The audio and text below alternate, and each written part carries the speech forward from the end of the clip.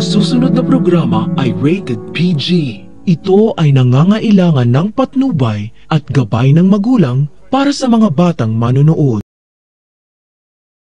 Panatag si Doc Carlos na hindi mabubunyag ang ginawa niyang krimen kay Irene dahil bihag niya si Lynette at Harry ang mga nakakaalam na siya ang totoong pumatay kay Irene. Ang hindi alam ni Doc Carlos, may isa pa siyang sekreto na kailangan niyang protektahan. Ang katotohanan na siya talaga ang totoong ama ni Zoe at hindi kay Doc RJ.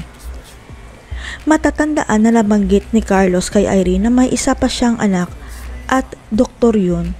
Dahil ang akala ni Irene, hindi natupad ang pangarap ni Carlos na magkaroon ng anak na isang doktor. Ang hindi alam ni Doc Carlos na ikwento pala lahat ni Irene ang kanilang usapan sa best friend nitong si Joyce, kaya alam ni Joyce ang lahat ng tinatagong sekreto ni Carlos. Ito ang dahilan kaya alam ni Joyce na may nangyari sa kanilang dalawa ni Irene at malakas ang kutob niya na si Carlos ang suspect sa pagkamatay ng kaibigan niya. Nabanggit rin ni Irene noon kay Joyce na malakas ang kutob ng kaibigan niya na ang isang anak ni Carlos na doktor ay walang iba kundi si Zoe Tanyag dahil galit ito kay Doc RJ.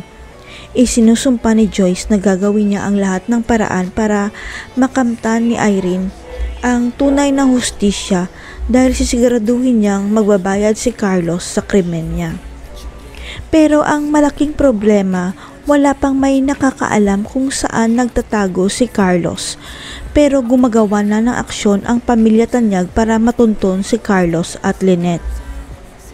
Pati ang isang anak ni Carlos na si Harry ay nawawala na rin, kaya may isa pang paraan na naisip si Joyce para madali nilang matunton ang kinaroroonan ni Carlos.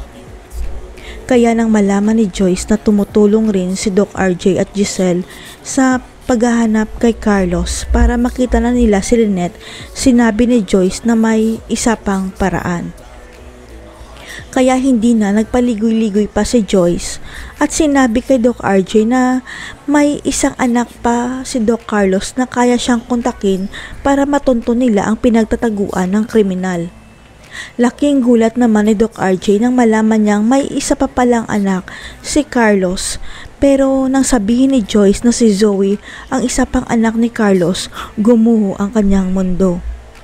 Sa isip ni Doc RJ, kaya pala close si Carlos kay Zoe dahil sila ang tunay na mag-ama. Kaya kukumprontahin ni RJ si Zoe kung totoo ba na siya ang tunay na anak ni Carlos. Gagawin kaya nilang pain si Zoe para sumuko na si Doc Carlos at masagip si Lynette. Ilalaglag kaya ni Doc Carlos si Zoe para magsama na silang tatlo sa loob ng kulungan. Abangan.